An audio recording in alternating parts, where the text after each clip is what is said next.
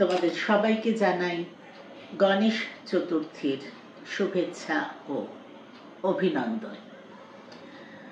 মহারাষ্ট্রে আমার প্রায় 32 বছর হয়ে গেল।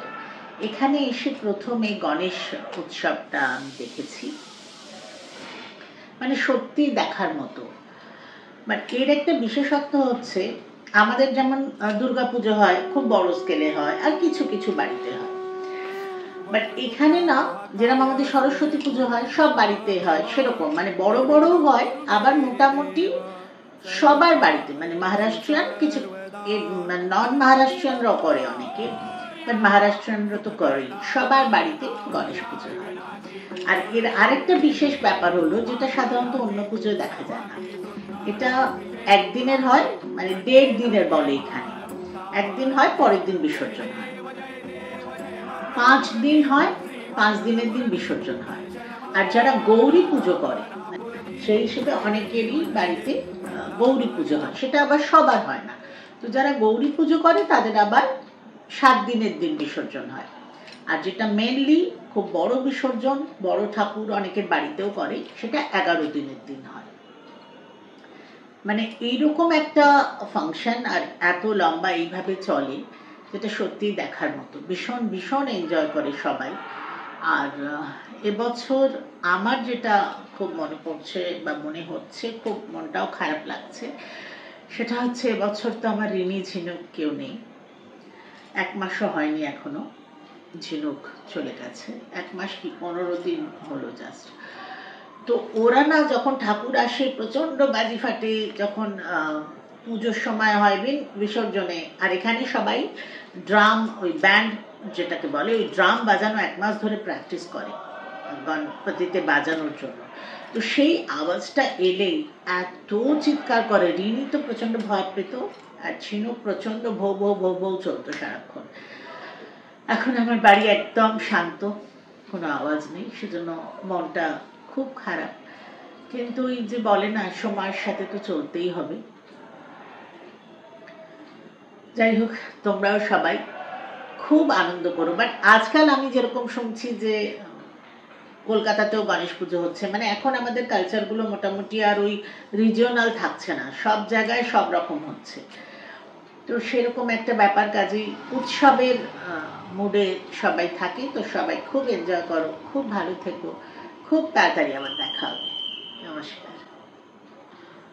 আর আমার বিল্ডিংয়েই গণেশ পুজো হয় প্রত্যেক বছর, ছোট্ট করে হয়। তো সেখানে এখন যাচ্ছি, আরতি হবে, সেটাও তোমাদের একটু অল্প করে দেখাচ্ছি।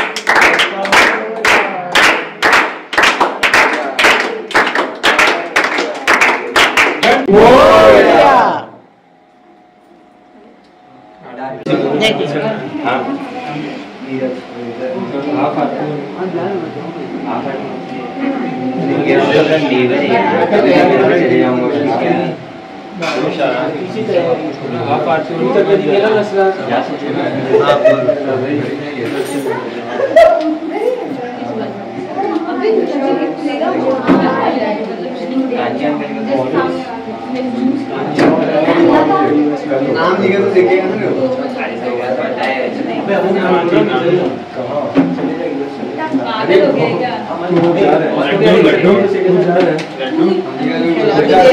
हम दे दे सर।